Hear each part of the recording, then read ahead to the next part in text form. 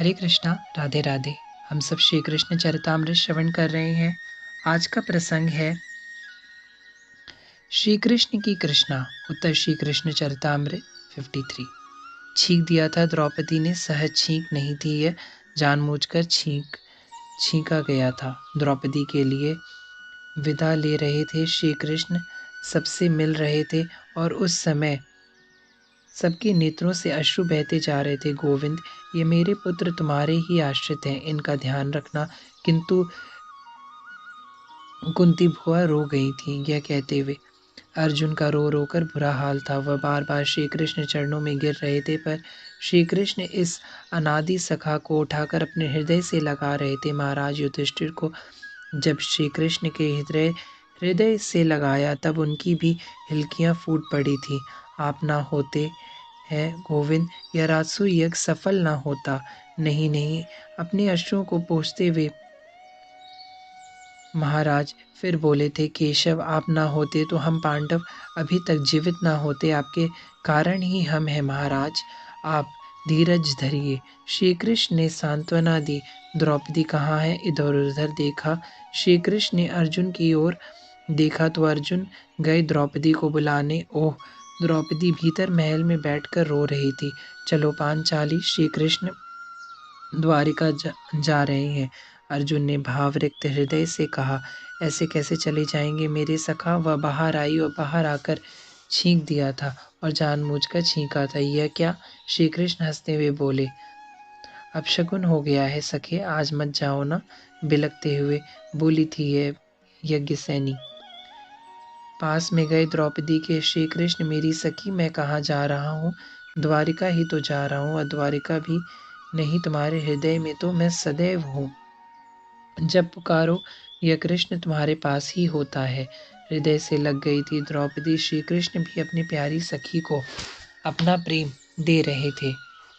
द्रौपदी, तो मुझे सखा मानो या कोई बड़ी बात नहीं, विश्व मानता है श्री कृष्ण को अपना, पर यही कृष्ण तुझे अपनी सखी मानता है। और स्मरण रहे, इस मित्र ने ही तुझे अपना नाम दिया है कृष्णा। तू इस कृष्ण की कृष्णा है द्रौपदी। श्री कृष्ण के नेत्र भी सजल हो उठे थे। मुझे कभी भी कष्ट आए, तुझे कभी भी कष्ट आए, मुझे बुला लेना। और द्रौपदी, जो मेरी सखी को कष्ट देगा, अपमान करेगा, उसके कुल का विनाश ये वासुदेव कृष्ण करके दिखा देगा। पांडवों को आश्चर्य हुआ कि यह कहते हुए श्री कृष्ण के नेत्र लाल हो रहे थे। पांडव समझ नहीं पाए कि इस तहत द्रौपदी को लेकर कृष्ण आक्रोशित क्यों हो रहे हैं। उद्धव बोले, तात, द्रौपदी की हंसी को लेकर दुर्योधन के मन में अब बदले की भावना आ चुकी है। इस बात को श्री कृष्ण समझ गए थे और आने वाले समय अब इन द्वारिकाधीश की आंखों के सामने ही था। विदुर जी को उद्धव श्री कृष्ण चरितामृत सुनाते हुए आगे बोले, इस तरह सबको सांत्वना, प्रेम, स्नेह देकर अपने तारुक सारथी के साथ श्री कृष्ण द्वारिका लौट आए थे। इस बार इंद्रप्रस्थ में श्री कृष्ण बहुत दिनों तक रुके।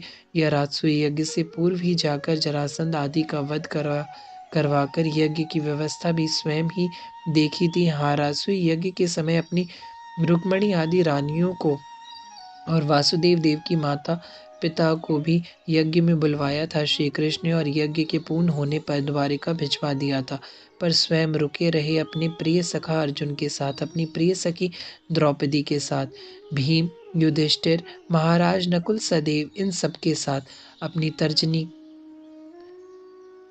अब की तर्जनी कट गई थी शिशुपाल का वध करते समय। द्वारिका में श्री कृष्ण से आज रात्रि में उनकी तर्जनी देखते हुए यह प्रश्न किया था रुक्मणी ने।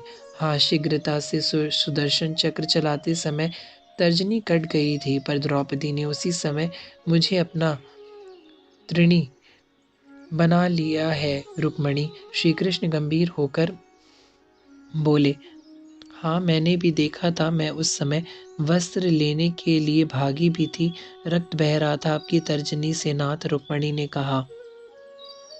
हंसे श्री कृष्ण, रुक्मणी, इसलिए तो कह रहा हूँ कि उस पगली द्रौपदी ने मुझे अपना ऋणी बना लिया है। पता है रुक्मणी, तुम तुम तो मेरा रक्त न देख सकी और वस्त्र लेने के लिए भागी। पर द्रौपदी उस समय महारानी थी। स्वर्ग के राजा इंद्र की पत्नी सची ने द्रौपदी के लिए विशेष साड़ी भिजवाई थी।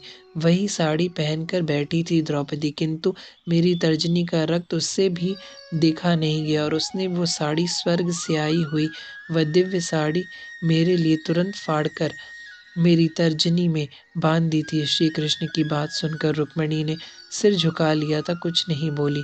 प्रिय, मैं तुम्हें कुछ कह नहीं रहा, पर मैं सोच रहा हूँ उस रेशम के धागे का ऋण कैसे चुकाऊंगा।